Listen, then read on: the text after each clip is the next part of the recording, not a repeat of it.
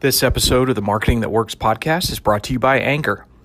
If you haven't heard of Anchor, it's the easiest way to make a podcast, period. Let me explain. It's what I make this podcast on. It's free.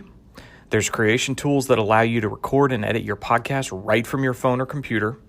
Anchor will distribute your podcast for you so it can be heard on Spotify, Apple Podcasts, Google Podcasts, and many, many more. You can make money from your podcast with no minimum listenership. It's everything you need to make a podcast in one place. So download the free Anchor app or go to anchor.fm today to get started.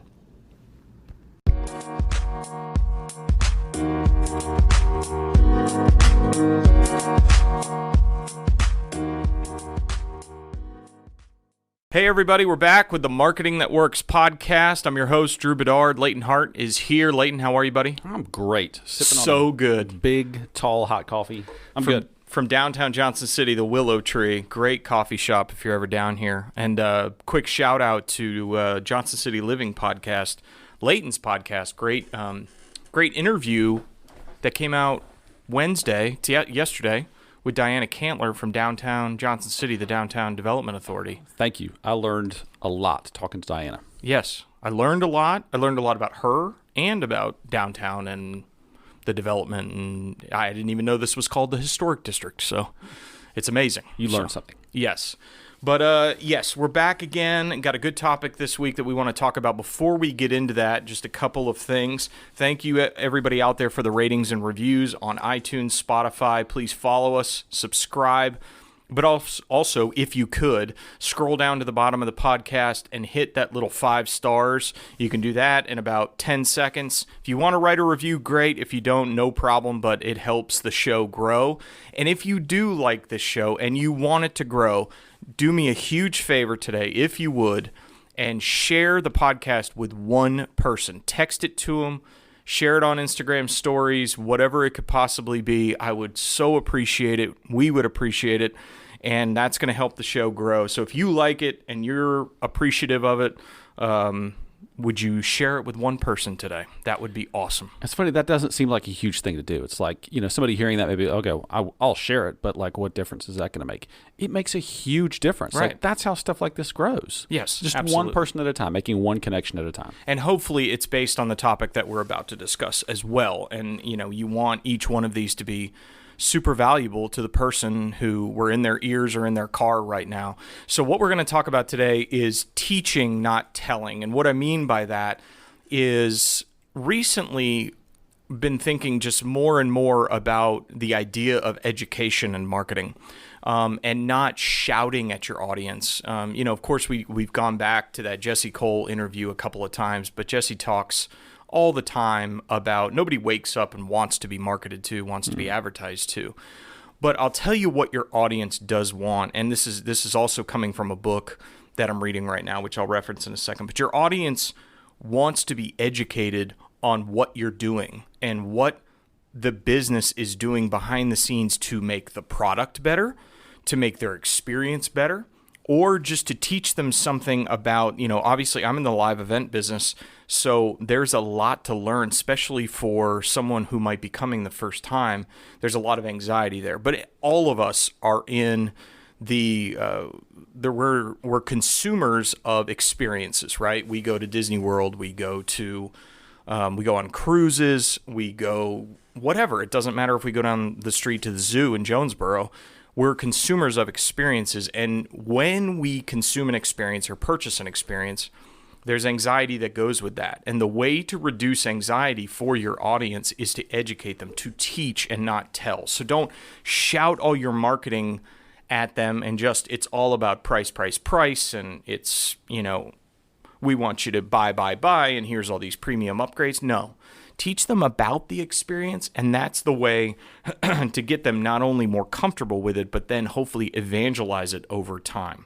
So I think that's the big topic for today, because I want to challenge everybody to go back to their offices today and think about, how can I flip this today, and how can I focus on teaching versus telling? Instead of marketing and pushing, how can I take the time to invest in my customers?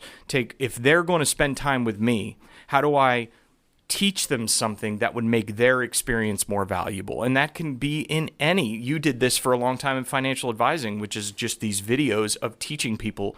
And it's so valuable. I mean, even your podcast, like I was referencing with Diana Cantler, I learned so much about downtown. It was an educational podcast for me to understand how this whole dynamic works. And it made me more comfortable with what's going on and the progress. And yeah. So you've said the comfort word twice now. And as I think about going into a new experience or using a new product, going to a new place, that is exactly my hot button. Like, I want to feel comfortable there. I think I've been in like restaurants or like, fast casual kind of places where you go in and there's definitely a flow to how it should work. Like, you can tell the regulars know the flow, but if you're going in there for the first time, you have no idea, and you don't want to look stupid in there. So those types of situations, like you said, the more you can do to educate your audience about what it's going to be like when you come in, where to park, which door to use, where you go once you come in the door, which sign you need to look at. Those things go a long way, and I think it really is an issue of the thing you need to tackle is your customer's comfort level. Yes. And actually, you make a great point about maybe a retail experience.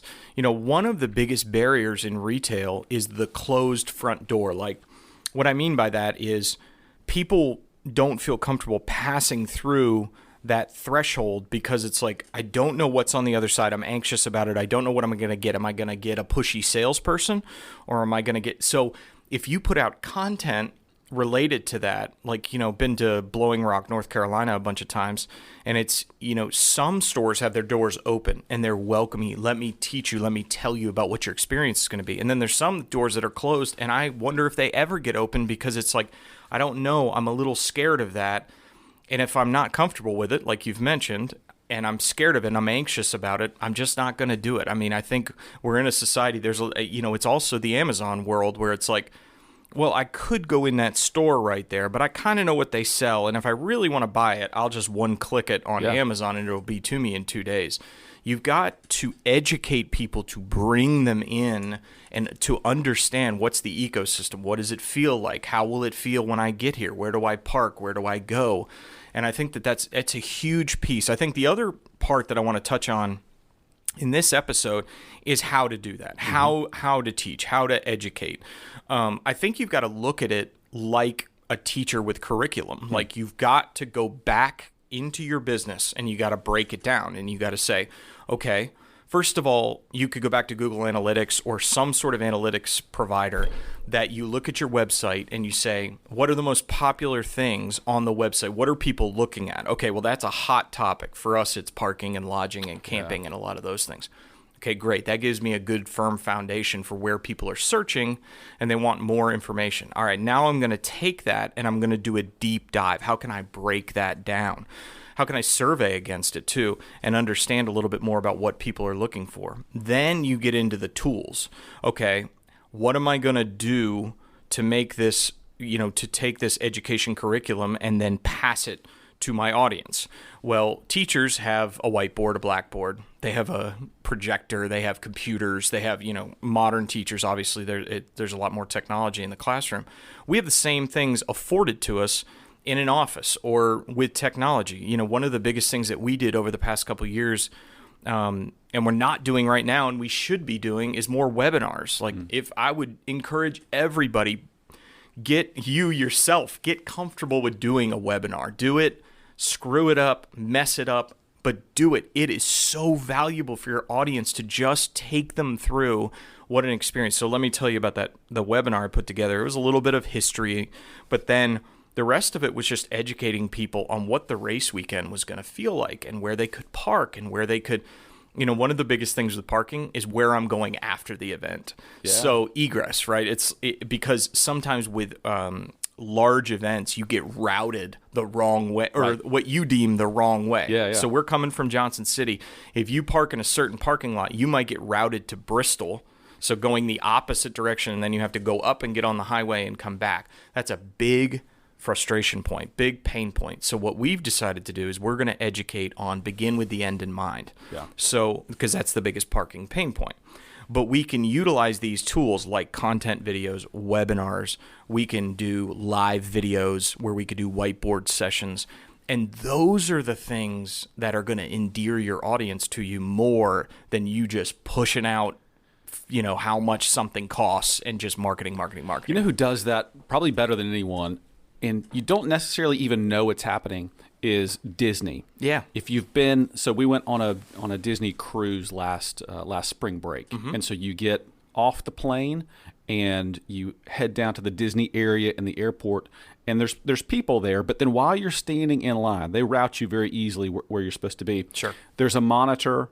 And every 5 minutes or so, the TV show comes on that tells you what's going to happen next. And, okay, you're going to walk out this door to go to your bus and all that. Right. Then you get on the bus, and it's a 40-minute ride to your hotel or whatever. Yep. And all along the way, they're telling you, we're going to go to these three hotels, and this one's going to be first. And when you get there, your bus driver's going to do this and all that. They tell you what's going to happen. It happens Very on the monorail, about happens it, right. everywhere. So you can know, like, there's no panic moment. Like, well, we're at this hotel, but our other hotel's over there. Do we just get our bags and walk? Are they going to take us there? But they're explaining it. They're educating you on the process the entire time, right? And they do it with their own style in a very Disney way. So it's their characters doing goofy stuff. And I think that your brand should do it in your brand style. That's right. So I think that's the biggest thing we want to leave people with today. Teach, not tell. Educate your consumers on the experience, and then look for the pain points within the experience, like you're talking about, Leighton, or the anxiety points. Look for the frustration points and see if you can unearth those and then directly address them with all the technology that's available to us today. But man, you could just as simply write a Word document, save it down to a PDF, and email it to your customers and say, let me walk you through it step by step. This is what you're going to do. And so many people find this valuable. One other tip that I want to give everybody.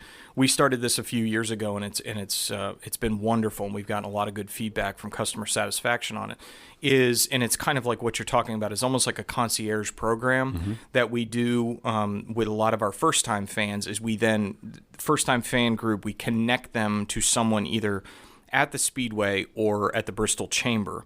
And what that does is basically gives you a lifeline of, if you have any questions, you have a personal cell phone and email address. You can contact them at any time. And I'll tell you, it's almost like a placebo effect, because about 15 to 20% of the audience actually uses it. So 80% of the audience doesn't use it, but our customer satisfaction ratings are higher. But what that whole entire thing is meant to do is, we are here to educate you on anything that you're anxious about. Yeah. And we are here as a lifeline, so we can help you if you need to know where to park, if you need to know where to camp, all the way down the line. We can walk you through the entire process. And again, there's only a fraction of people that are feeling that high anxiety level that use it, but the others feel comforted by that it's there. So even if you don't, you should develop education tools for your consumers, but offer them a service that gives them a lifeline, gives them a direct contact with your brand. That's another thing that causes anxiety, is like the contact at the bottom of a website. If you can't find it and you can't find anybody to contact, it makes you anxious, because you're just like, how do I get my question answered? Yeah. And so I want to encourage people, give people a way to contact you easily, and it will pay dividends. So teach, not tell, educate, give people a connection point, a contact, and I think your customer satisfaction ratings will go up, and you'll see greater benefit and long-time loyalty from that. Instead of marketing and pushing out all these messages, yes, that's obviously valuable. We've talked about advertising a ton, but maybe spend some time today on the ways that you can educate your consumers to help reduce that anxiety and give them an overall better experience. So I think that's it for this week. Leighton, you got anything else, buddy? That's it. I think we got to encourage people to listen to all the other Market Street Media podcasts out there. We got Johnson City Living.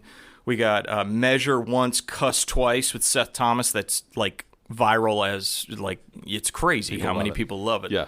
Yep. And then we've got some new podcasts starting on the Market Street Media Podcast Network. So encourage you to listen to those. But go check it out, marketstreet.media.